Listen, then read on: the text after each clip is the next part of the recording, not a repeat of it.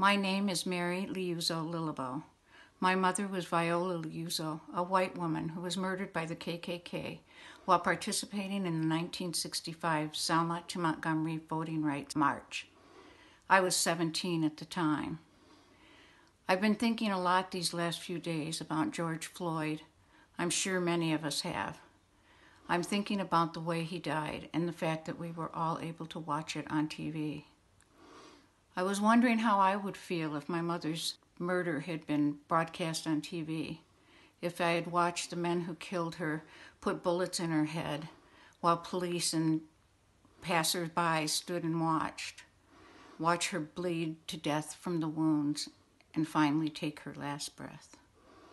I don't know what that would have done to me, how I would have felt, what kind of scars would that have left on me. The KKK was quick to send us the police pictures they had of her body in the car.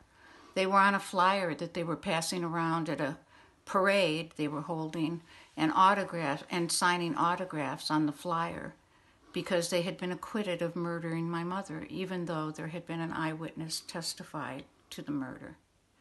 They were acquitted, not guilty.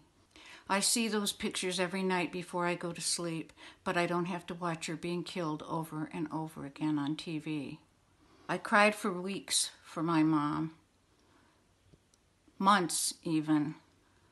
But what I didn't have to do was get on the phone and call my children and my grandchildren and my friends and tell them be careful when they go outside. Don't go downtown.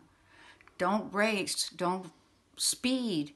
And don't jog because it could cost you your life. I didn't have to make those calls full of fear because I'm white and my family is white. What a difference that makes in this country. What would I have done if it had been on TV? What I wanted to do was run out in the streets and scream and cry and pray to God to let me be dreaming. Please, please, God, let me be dreaming. But what I couldn't do was betray my mother. Retaliation was not an option for me. Probably the most important thing my mother ever tried to teach us, or I should say the thing that she tried to teach us the most often, was about hate. Hate hurts the hater, not the hated. That's a direct quote. So here I was with not knowing how to cope with my pain or my fear or my sadness. My heart was broken. I was broken. And I heard Dr. King on the radio. He called the men that killed my mother 3 of our poor, sick white brothers. I could handle that. That's something I could do. That's something I could get my mind around.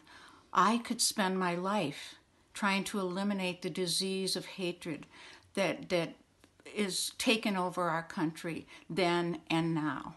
Dr. King wanted to redeem the soul of America. His dream was of a world where justice and equality prevail and every human being has the right to reach their highest potential. What Dr. King wanted is not punitive, it's redemptive. And Dr. King left us a blueprint. He did it. We have seen change, and we can do it too.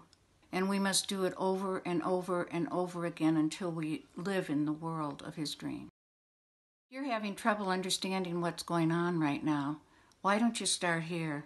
Ask yourself what you would do if your loved ones were on TV with a knee on their neck. Thank you.